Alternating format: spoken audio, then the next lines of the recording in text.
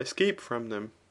For men become void of perturbation in dangers in a twofold respect, either because they have not experienced them before, or because they have auxiliaries through which they may escape from them. For thus in dangers at sea, those who are unexperienced in its storms are confident they shall escape them, and also those who have assistance in themselves from their experience. Confidence likewise is produced when there is nothing to be feared from either our equals or inferiors, and those to whom we imagine ourselves to be superior. But we imagine ourselves to be superior to those whom we have either themselves vanquished, or those that are superior to or resemble them. Men also are confident if they think those things are present with them in a greater number, and in a greater degree, for which those who excel others are the objects of dread. And these are an abundance of riches, strength of body, of friends, of country, of warlike apparatus, and either of all, or of the greatest of these. They are likewise confident if they have injured either no one, or not many, or not such as are the objects of fear. And in short, if they are well disposed with reference to what pertains to the gods, both as to other things, and to what is indicated by signs and oracles. For anger is attended with confidence, and not to injure, but to be injured is effective of anger. But divinity is conceived to give assistance to those that are injured. Men also are confident when either having first attacked others, they neither do nor are likely to suffer any evil, or think that in so doing they have acted rightly. And thus much concerning things which are the objects of fear and confidence. CHAPTER 8. What kinds of things, however, those are which are the objects of shame, and also those for which men are not ashamed, and towards what persons they are ashamed, and how they are disposed when under the influence of this passion, will be evident from what follows. But let shame be a certain pain and perturbation with respect to evils either present, or past, or future, which apparently lead to infamy. And let want of shame or impudence be a certain contempt and impassivity with respect to these very same things. If, therefore, shame is that which we have defined it to be, a man must necessarily be ashamed of evils of such a kind as appear to him to be base, or to those whom he regards. But things of this kind are such deeds as proceed from vice.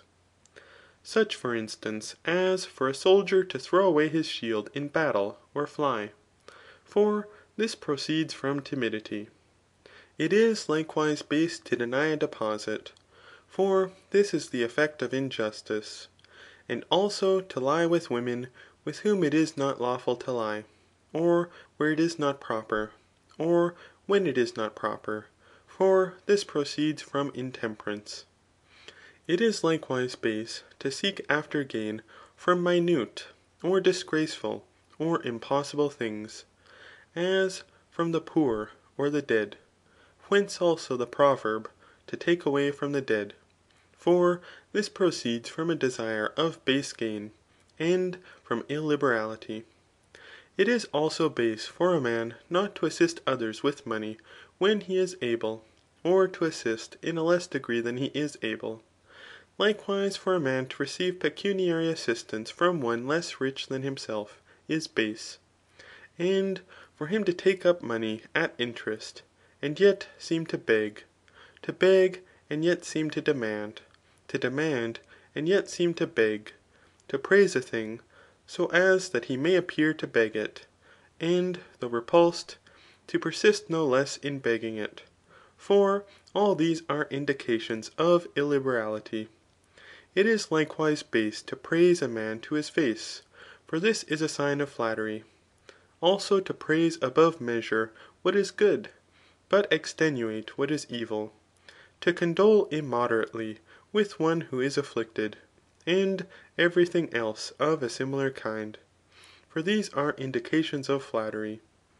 It is also base not to endure labours which more elderly or delicate men, or those that have greater authority, or in short, those that are more imbecile endure ; for all these are indications of effeminacy.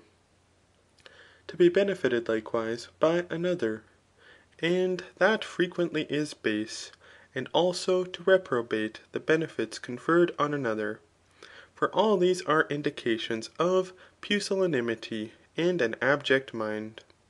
It is also base for a man to speak of himself, and to promise great things of himself, and likewise to attribute to himself the deeds of others, for this is a sign of arrogance. In a similar manner in each of the other ethical vices, works, and indications, the like may be found, for they are base and shameful.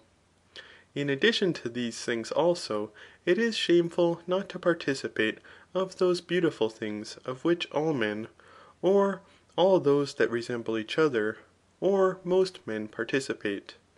But by men that resemble each other I mean those of the same nation, city, and age, and who are allied to each other ; and in short, those that are of an equal condition.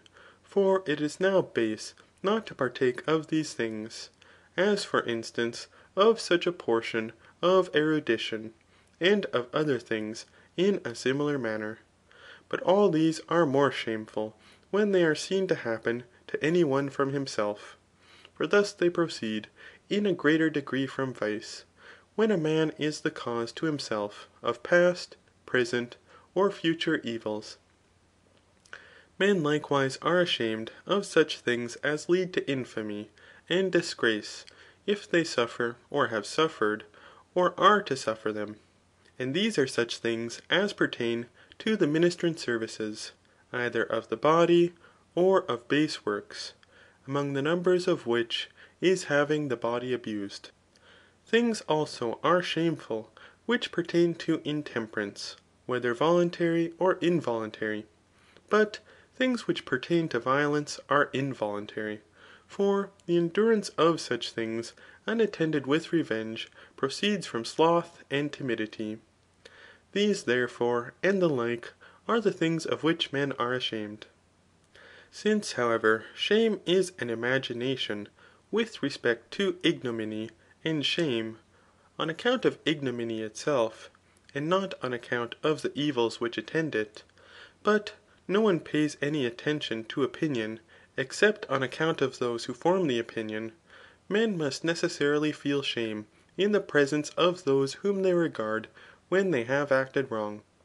But they regard those who admire them, and those whom they admire, those by whom they wish to be admired, and with whom they contend for honours, and whose opinion they do not despise. They wish therefore to be admired by, and they admire those who are in possession of some good which is honourable, or from whom they very much wish to obtain something which it is in their power to give them, as for instance is the case with lovers. Men however contend for honours with those that resemble themselves, but they pay attention to prudent men, as to persons of veracity, and men of this kind are such as are more elderly, and the erudite.